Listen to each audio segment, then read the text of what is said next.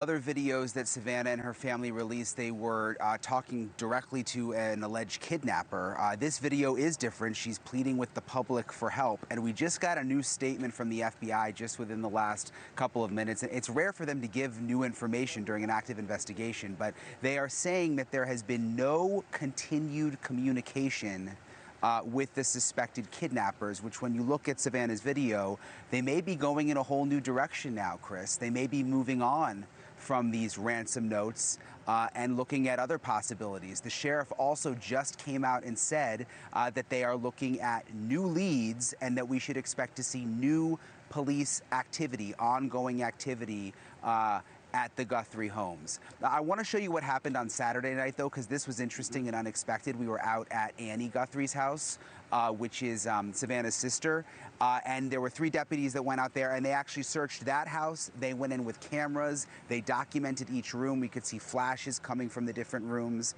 in the house, and NBC News is reporting that it was consensual, that the Guthries gave them permission to go inside. We went today and tried to see if there were any search warrants, Chris, at the local courthouse, because it was deputies. It wasn't the FBI, but we couldn't find any search warrants. And word is that they just let them go in. Chris? Yeah, you don't need a warrant if there's consent, obviously. And you know, a little bit of this, there's a lot of false narratives going on. We do have to ask whether or not these letters turned out to be nonsense. And what a cruel, cruel thing for this family to have to endure. But you can't say you'd be surprised in the world that we're living in right now if this was, if these were fake suggestions and the people didn't wind up knowing. But Brian, I appreciate it very much. Dusty, did you say something? Did anything happen? Oh, Dusty's asking about the searching of the septic tanks. What do we know about that? Yeah, so that was another development. Yesterday, they came back here to the house and they went into the back and they pulled open a manhole cover, Chris, and they were searching a septic tank or a water tank. I couldn't tell which one it was. They had a long stick and they were poking down in the tank. It appears they found nothing. They were here for about an hour. But I'm keeping a lookout because, again, they just put out the statement saying there's going to be more activity happening, that we should be ready for more activity. So we'll see if anything else happens tonight. All right, brother, you know how to get me.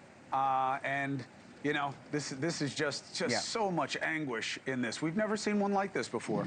And I hope it ends in a way that shocks us in a positive way. Brian, thank you. Over the weekend, Savannah and her siblings had released a very different video, okay? And everything moves so fast here and there's so many pivots.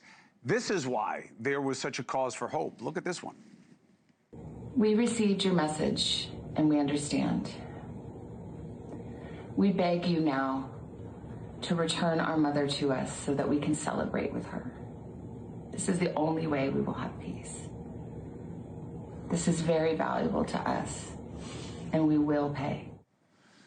Thank God they have each other right now, right? There but for the grace. All right, so let's discuss what is so unusual about this and what we can put together about where we are. Former FBI Special Agent Jennifer Coffindaffer, former FBI profiler Jim Clemente. Good to see you both. Jim, I've never seen one like this before.